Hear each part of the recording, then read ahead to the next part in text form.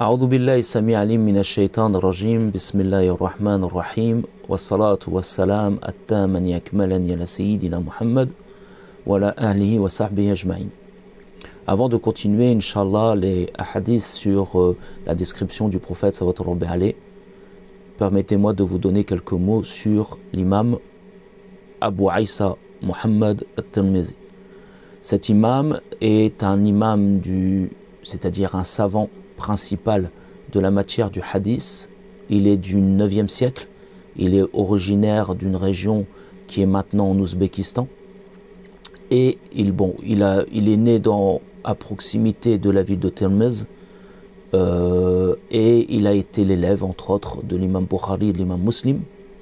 Et concernant le hadith, mashallah, son ouvrage de recueil de hadith fait partie des 6 ouvrages qui sont souvent repris concernant les sciences du hadith dans l'islam sunnite, en compagnie, entre autres, évidemment, du recueil de l'imam Bukhari, de l'imam Muslim, de l'imam Abu Daoud, de l'imam Nasa'i et de l'imam Ibn Majah. Figure enfin en 6e, l'imam Tirmizi.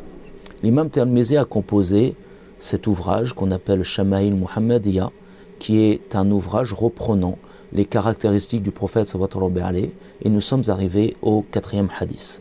Ce 4e hadith est rapporté par 4e athar et ahadith. Ça va être une compilation de hadiths du prophète sallallahu alayhi et de propos des sahaba radiyallahu ta'ala anhum.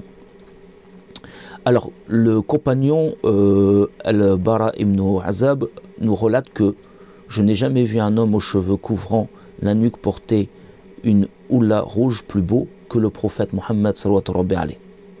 Alors le terme houla, c'est un habit qu'il y avait à l'époque, qui est composé d'une tunique, d'un manteau sans manches et qu'on portait sur les épaules, et d'un turban.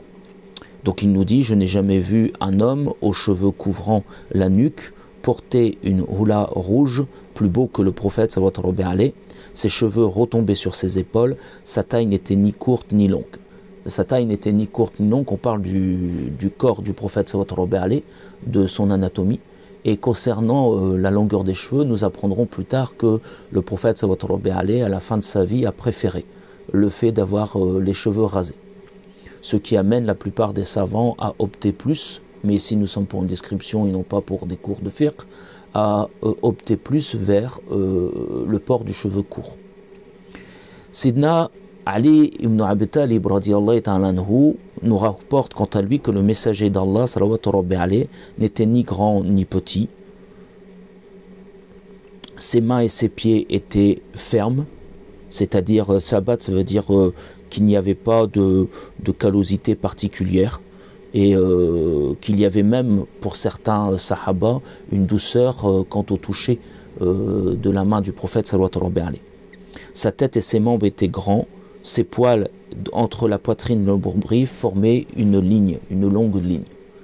Telle était la description du prophète sallallahu alayhi. Sa démarche tendait vers l'avant par son dynamisme, c'est-à-dire que lorsqu'il marchait, il marchait d'un pas dynamique, sûr. On aurait dit qu'il dévalait une pente. Je n'ai guère vu semblable à lui, ni avant, ni après. Nous continuerons notre description dans les leçons à venir, Inch'Allah.